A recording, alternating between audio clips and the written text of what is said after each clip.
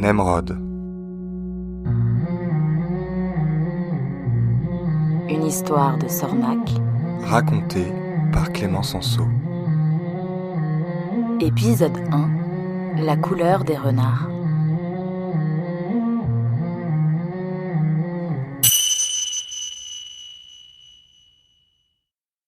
Pourquoi les renards sont-ils oranges ?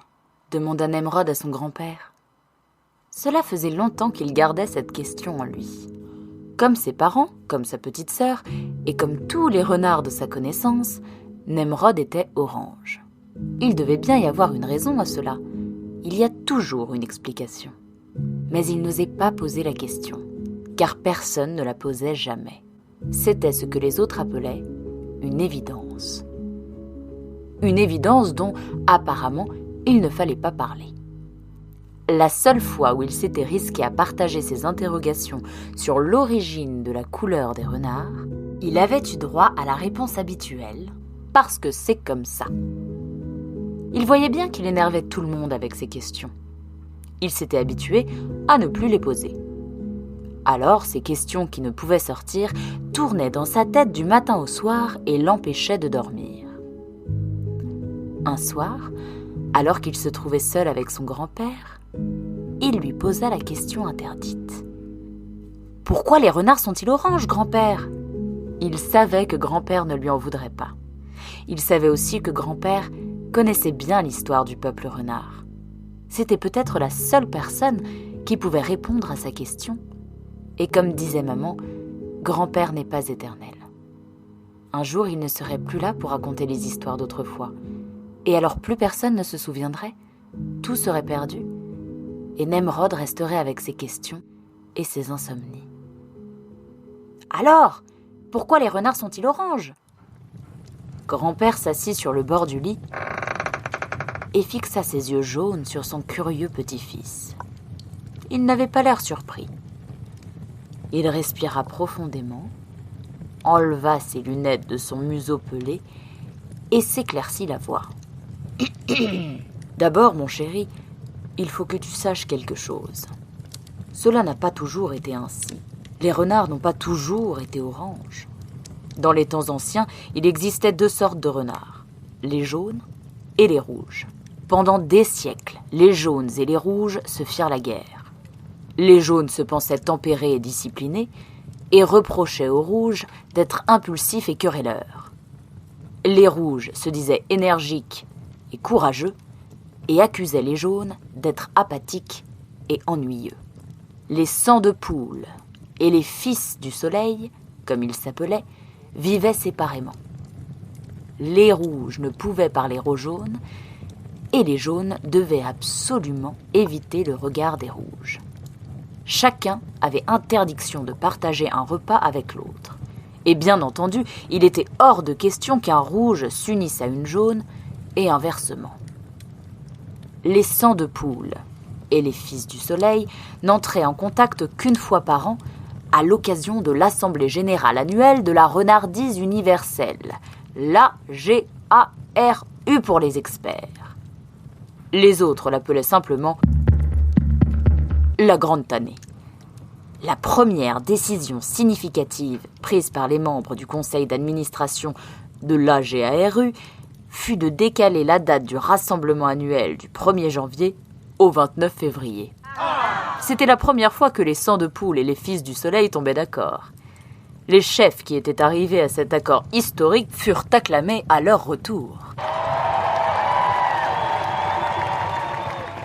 On allait se voir moins souvent, cela resta ainsi pendant des siècles. « Et ensuite ?» demanda Nemrod captivé. Ensuite, grand-père se tut et sembla hésiter. « As-tu déjà entendu parler de l'hiver des corbeaux ?» demanda grand-père. « C'est quand tous les renards sont morts de faim et de froid ?»« Oui, enfin pas tous, sinon nous ne serions pas là. Mais c'est bien ce terrible hiver qui décima notre peuple. » Eh bien quoi ? Eh bien c'est à ce moment-là que l'on fit la découverte qui allait bouleverser l'histoire du peuple renard. Continue. Grand-père reprit. À l'issue de ce terrible hiver se tint une grande tannée particulière. Ce qu'il restait des jaunes et ce qu'il restait des rouges acceptèrent pour la première fois de partager le repas. Chacun apporta le peu de nourriture qui lui restait. Les rouges apportèrent des coquelicots, qui étaient leur plat favori, et les jaunes vinrent avec les tournesols dont ils raffolaient. On mit tout cela au centre d'une grande table ronde, et chacun vint se servir. On était si affamés qu'on ne fit pas la fine gueule. Chacun mangea un peu de tout. Le lendemain, on prit la route, les jaunes vers l'ouest et les rouges vers l'est. Lorsqu'ils arrivèrent dans leur village, les représentants furent accueillis par des cris et des cailloux. Les représentants des rouges étaient traités de jaunes et les représentants des jaunes étaient traités de rouges. Outragés, les représentants, sûrs de leur fait, demandèrent qu'on leur apportât un miroir afin qu'ils pussent en avoir le cœur net. On leur apporta. Et ils se figèrent. Les rouges n'étaient plus rouges et les jaunes n'étaient plus jaunes. Les représentants étaient une sorte de mélange entre le jaune et le rouge. « Orange !» s'écria Nemrod. Oui, orange. Parce qu'ils ont mélangé des coquelicots et des tournesols. Exactement. Ils s'aperçurent qu'ils devaient leur couleur à leur alimentation. Quelques héros dont on a oublié le nom œuvrèrent ensuite au rapprochement des jaunes et des rouges. Il fallut forcer les rouges à manger des tournesols et les jaunes du coquelicot. Finalement, chacun finit par s'habituer à ce régime diversifié et on ne vit plus ni rouge, ni jaune, mais seulement des renards oranges.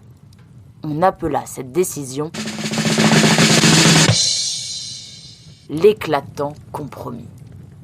Les premières années, on croisait encore des renards orange foncé et des renards orange clair. Mais au fil du temps, tous les renards finirent par avoir la même couleur.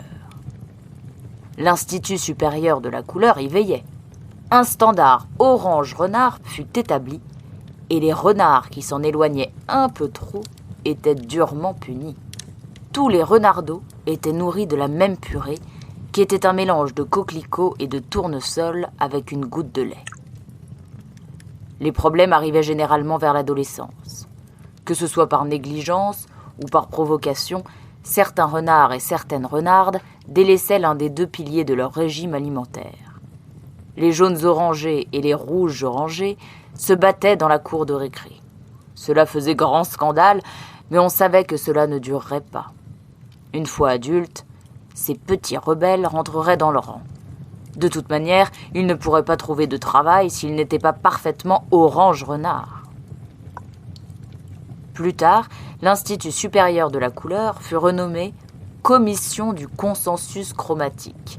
Et, pour arracher pour toujours le germe de la discorde, on se mit à apprendre aux jeunes renards ce qu'on leur apprend encore aujourd'hui. Les renards naissent et demeurent libres et orange en droit. Et lorsqu'un renard s'écarte un peu trop du orange officiel, ce qui arrive encore aujourd'hui, on dit que c'est une maladie. La rougeole et la jaunisse, s'écria Nemrod. C'est cela. Mais en vrai, ce ne sont pas des maladies alors.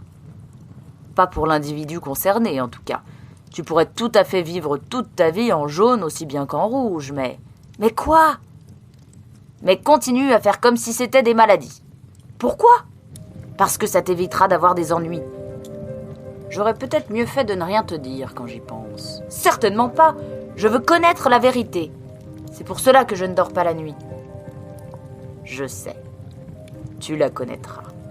Tu es né pour ça.